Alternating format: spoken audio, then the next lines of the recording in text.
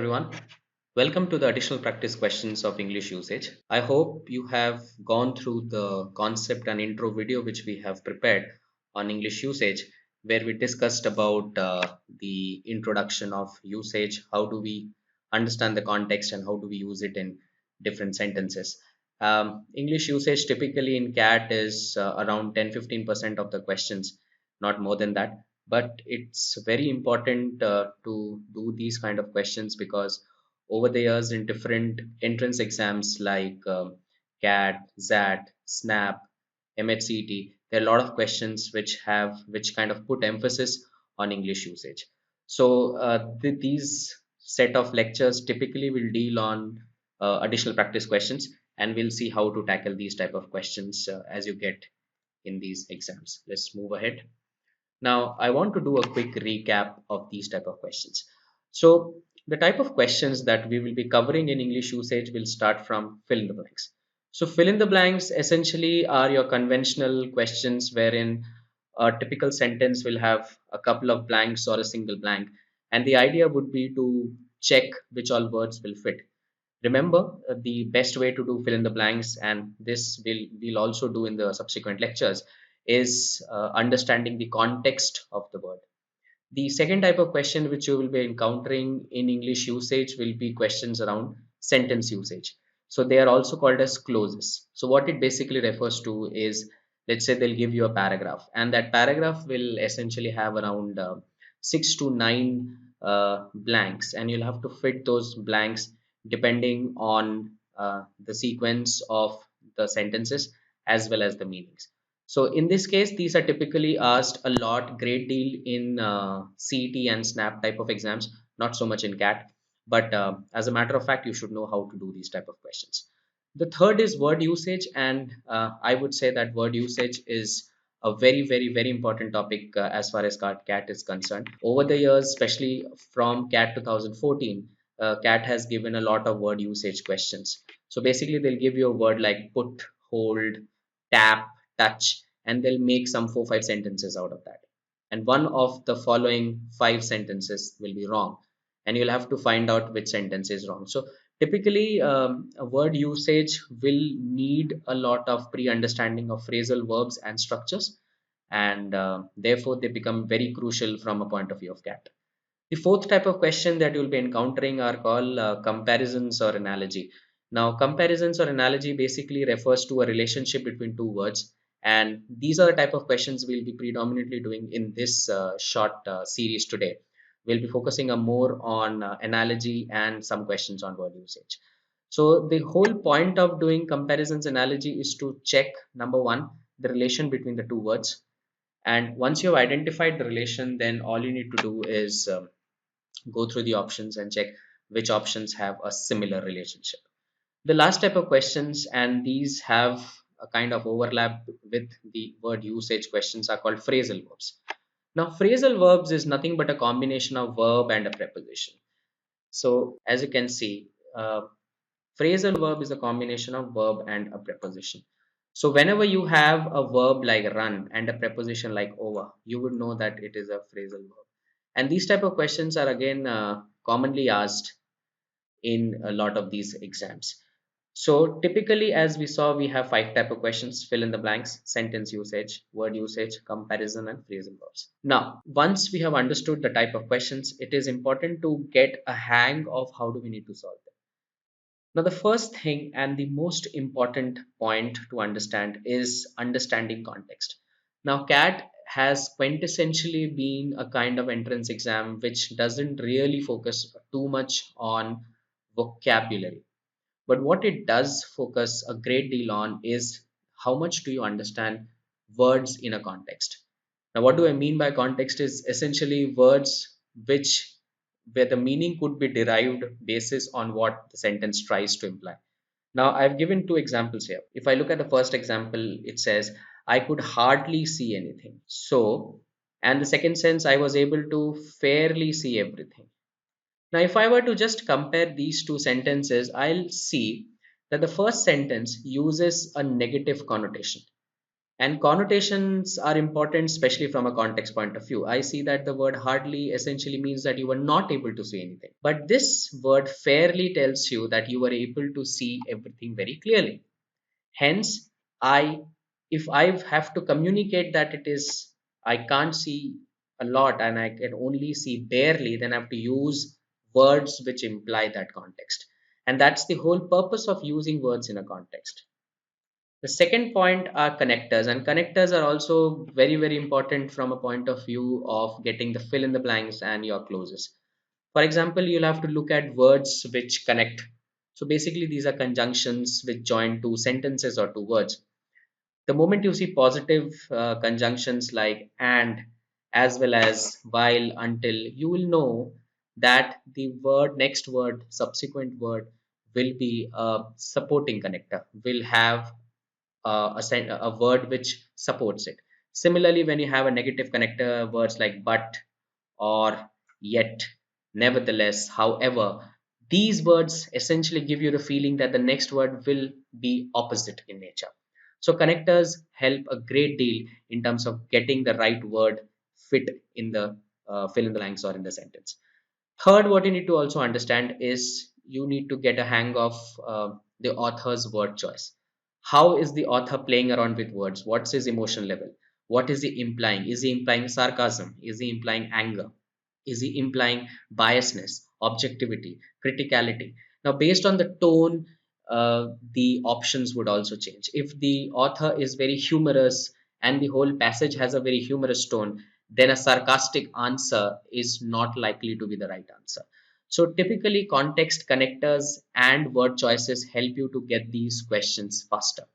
And the best technique of all is once you have a fair understanding, you just have to quickly eliminate options which do not fit into the context and reach to the right answer. I hope this quick recap gave you a good understanding of how we need to solve these questions. Let's go on to the next question. So, as we move on to the next question, let's see the first question. It says, a question is a pair of capitalized words followed by a five pair of words. Choose the pair of words which best expresses the relationship similar to that expressed in the capitalized pair. So these are essentially your analogy questions. Now it says lithographer is to engraving. Now, lith means stone, and grapher is one who writes. So, somebody who writes in stone is a lithographer, and engraving is similar to that. So, in engraving, also you have a stone and you write and you engrave something on the stone. So, basically, the relationship that we see is a person and the activity. So, if I were to just write it, I'll say, this is my person and this is my activity. So, kind of this pen is not working well. Anyway, but you understood the point. So this refers to the person and this refers to the activity. We have to check quickly which all options have the same logic. Carpenter is to cabinetry. Now carpenter creates cabinets, works on cabinets. That's the work he does. Might be the answer. So we'll park this one now. Glazier is to blowing. Now glazier typically relates to flames, and blowing might not have a context of flames. It could have a context of air. So that's not the right answer. Chef is to bartending. That's again a wrong choice. Chef refers to food. Bartender is to bartending. So this is gone. Hot is to cooter. Hot cooter is nothing but fashion. So these are actually single words. So this is also a wrong option choice. Diver is to swimming. Now, not necessarily a diver has to swim. A diver needs to dive. A swimmer needs to swim. So that's gone. And with that logic, the answer is carpenter is to cabinetry. I hope this question was clear. Let's move on to the next one. Now it says actor is to script. Now actor is to script essentially means that actor uses the script. So if I were to use the same relationship, I'll say architect. Does an architect use a design, or an architect creates a design? So architect creates a design. So that's not the right answer. Painter again creates a mural. So murals are essentially your large size paintings that you have in your houses, or you might have seen it in walls in big fancy stores. So painter creates a mural. So again, he is not using a mural. A musician is using a score. So scores are essentially scores essentially refers to that point of paper where you have musical notes, and based on the notes a musician guides the troupe of musicians. So this should be the answer. We'll park it for now. Guide doesn't use the tourist. Guide guides the tourist, so that's gone. And lecturer doesn't. So lecturer might use a textbook, or might write a textbook, or might be complementing a textbook. So a script helps an actor, but not necessarily will a textbook help a lecturer. A textbook might be assisting a lecturer, so this also might not fit. So the answer has to be in all the possible choices. Musician is to score. Where you say a script helps the actor, the score helps the musician. Let's go to the next question. Now it says greenhouse is to plant. Now, greenhouse is to plant essentially means that a place where plants are protected is called greenhouse. With the same logic, milk and refrigerator won't fit because refrigerator is not protecting the milk. Water will not, well and water is not going to fit. So this is gone. This is also gone. Orchard is to fruit. So orchard is a place where fruits are prepared and are stored and are nurtured. So it is not necessarily a protection part of it. So I'll remove this.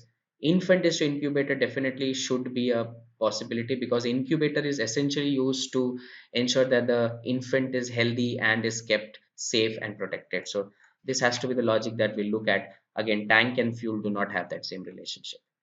I hope this is clear. Let's move on. Satiate is to hunger. So basically, the point of satisfying hunger is satiate. And with that same logic, endeavor doesn't mean exude. Exude means to create something. Let's say you exude confidence, you exude anger. So that's not satisfying endeavor. Speech is not veil. Muscle is not twinge. Twinge is when you tweak anything that's to twinge, so that's not the case. Speech and veil are opposites, so again that's not the correct relationship. Slake it is to thirst. Now what quenches thirst is a slake, and which essentially has the same relationship as the first one where you say hunger is satisfied through satiate. Thirst means slake, so slake essentially means you're satisfying thirst, and that's the right relationship, and that's the answer to this question. Let's move on. Despotic is to tyranny. So despot is a dictator, and dictators are tyrants by nature. So you're looking at a synonym pair. So if it's a synonym pair, let's synonym essentially means words which mean the same. So in this case, the first option says authoritarian is to superiority. Now, just because you are authoritative, not necessarily would it mean that you can be superior. So that's gone. Skillful is to celebrity, obviously, is the wrong choice. Generous is to liberal could be the answer because if you're generous, you're definitely liberal. You are liberal with your thoughts. You are generous with your thought process. So this could be the answer. Suspect is not necessarily illegal, so that's gone. Peaceful is to benevolence. Now, some of you might think this is the answer, but benevolence is essentially refers to kindness, and kindness not necessarily needs to be peaceful. So that's gone, and therefore the answer is C in this case. Next question talks about analgesic is to relieve, and if analgesic is to relieve, which means the purpose of analgesic is nothing but your painkillers. So the purpose of these painkillers is to relieve people from pain or provide relief. So cryosurgery doesn't really ameliorate means to reducing the pain, so that's not the right relationship. Scalpel is to cauterize is essentially burning or wounding someone. So scalpel is generally used by doctors, and the intent is not to cauterize. So that's gone. Antiseptic is to decumbent. Decumbent essentially refers to a plant which creeps up, and that has no logic with antiseptic. So that's gone. Sedative is to tranquilize, could be an option that might be the answer because the point of sedatives is to tranquilize someone, make somebody calm and comatose. So you are sleepy and you feel drowsy, and that's the whole point of sedative. So this could be the purpose of sedative, which is to tranquilize, matches perfectly well with analgesic is to relieve.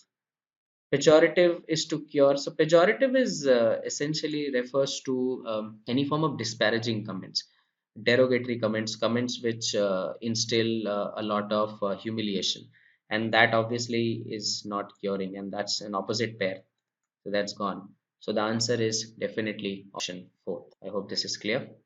Let's move on. Now, so till now we did a lot of questions around analogies, and what we essentially did is try to understand the relationship at initially for the two words, and based on the relationship we figured out which of the following options were matching those relationships.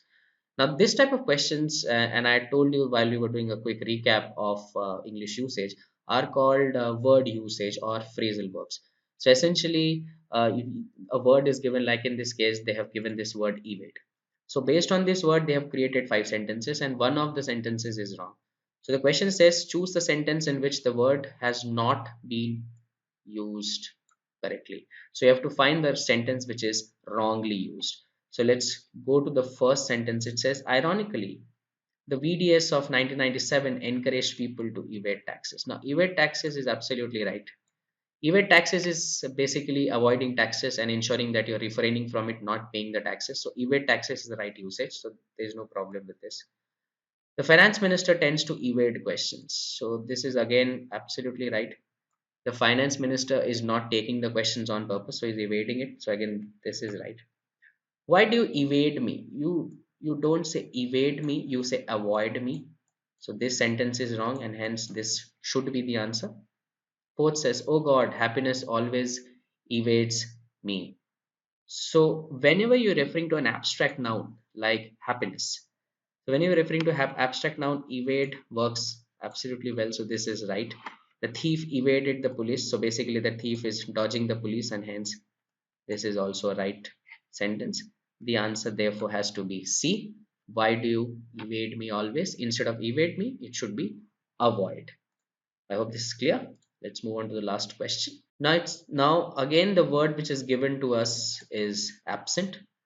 So the first sentence says absenteeism is a problem at some school. So absenteeism is a noun, and noun is correctly used here because it basically says absenteeism is a problem. So that's correct. His absentist nature. Nature is a noun. So this has to be an adjective. Absentist is a wrong adjective. It should be absent nature. So this IST is incorrect. Why did you absent yourself from the vital meeting? Essentially means that why were you not present for the vital meeting? So this is correct. His absence is due to illness. You answered this. So his absence is due to illness is absolutely right. Absent her testimony, our case becomes weak. So in this case, absent refers to the fact that without her testimony, without whomsoever that you're referring in this case, without her testimony, our case becomes weak. So here it refers to without. So the only error which we spotted was in option B, where we were using a wrong adjective called absentist. And instead of absentist, it has to be absent nature. So the right adjective used here will be absent and not absentist. I hope these questions are clear to you. So we tried to touch upon two major areas within English usage in this short video, where we touched upon comparisons and analogies, and saw how do we need to and saw how we need to solve them. And at the same time, we also saw a couple of questions around phrasal verbs and word usages. In the subsequent lectures, I'll make more questions on, especially on phrasal verbs, because over the years, especially in the last 5 6 years, CAT has been focusing a lot on these type of questions, and hopefully you should be able to benefit from those. Thank you so much for watching, and thank you for your time. Hope to see you soon in the next video.